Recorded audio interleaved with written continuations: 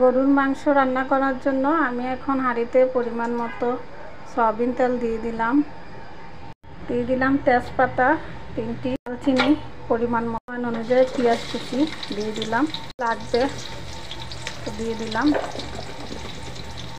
নেড়ে চেড়ে ভেজে নেব মশলাগুলোর সাথে। গোটা এলাচ দিলাম পরিমাণ মতো, লং দিলাম কয়েকটি পরিমাণ মতো, গোলমরিচ দিয়ে দিলাম পরিমাণ মতো। আমি এখানে আরেকটু সামান্য পরিমাণ সরষের তেল দিয়ে দিলাম। পর এখন এখানে পরিমাণ অনুযায়ী ব্লেন্ডার করা আদা রসুন দিয়ে দিলাম, একটু লাগবে দিয়ে দিলাম, মতো লবণ দিয়ে দিলাম, নেড়ে ভালো মশলাগুলোর সাথে কষিয়ে নিব ভালো করে। মতো ধনিয়া বাটা দিয়ে দিলাম, জিরা বাটা দিয়ে দিলাম। কষিয়ে নেওয়ার জন্য মশলা পানিটা একটু দিয়ে দিব এখানে। কষিয়ে নেওয়ার পর এখন এখানে পরিমাণ মতো মরিচের গুঁড়ো দিলাম, কষানো মশলায় মরিচের গুঁড়ো লাগবে দিয়ে দিলাম, হলুদের গুঁড়ো দিয়ে দিলাম।